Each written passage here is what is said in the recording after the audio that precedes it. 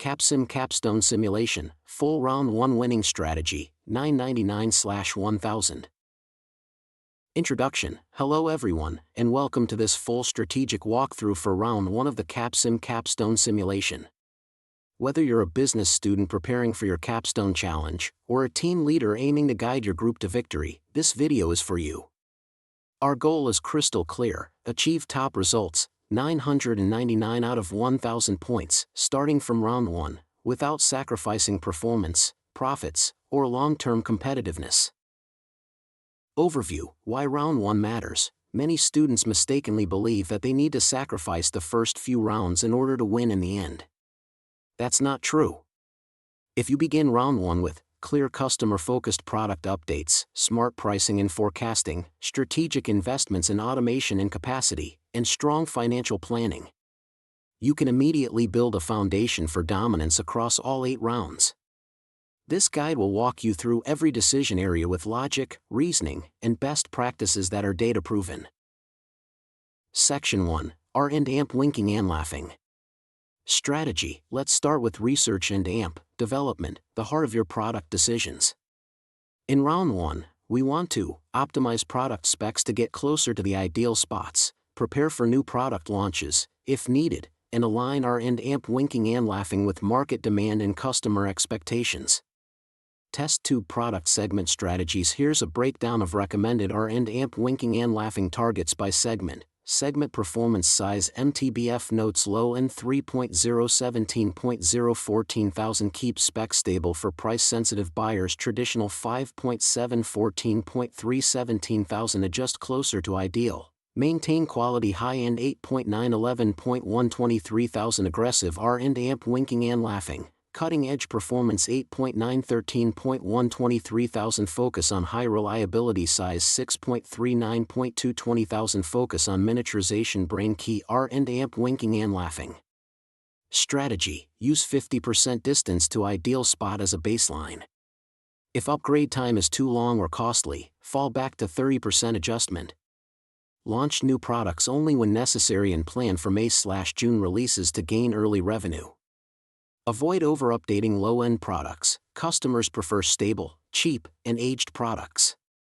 Save R and AMP winking and laughing dollars for high-end and evolving markets. Section 2. Marketing Strategy. Marketing drives your top-line revenue.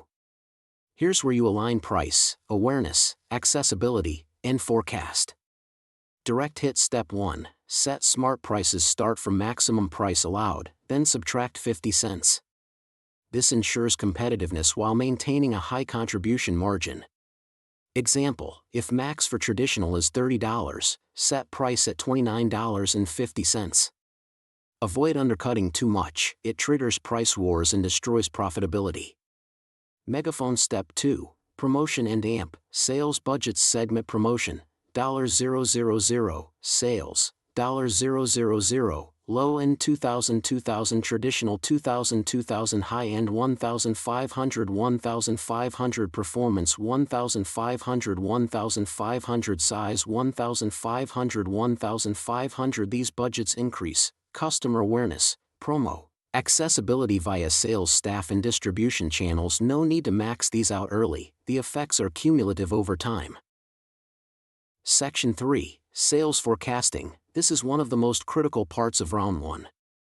Here's the formula we use: sales forecast equals last year demand times segment growth times our market share expectation. Then we add 20% if you're launching or updating to ideal spot. Add 15% for production to prevent stockouts. Light bulb example: let's say traditional segment demand is 7.0 million units, and we want 20% market share. Forecast equals 7M times 20% equals 1.4M. Adjusted forecast equals 1.4M times 1.20 equals 1.68M. Production equals 1.68M times 1.15 equals 1.93M units. Section 4. Production Strategy. Your production decision must meet forecasted demand plus 15% buffer. Stay within plant capacity. Improve automation in cost-effective segments. Building construction capacity and automation. Segment initial automation target automation low end 4.0 to 6.5 traditional 5.0 6.5 to 7.0 high end 3.0 keep flexible performance 4.5 flexible if launching a second product, build new capacity, 500-800 units, and set automation around 4.0 to allow flexibility. Don't overspend on capacity you don't need, expansion should match forecast, not just ambition.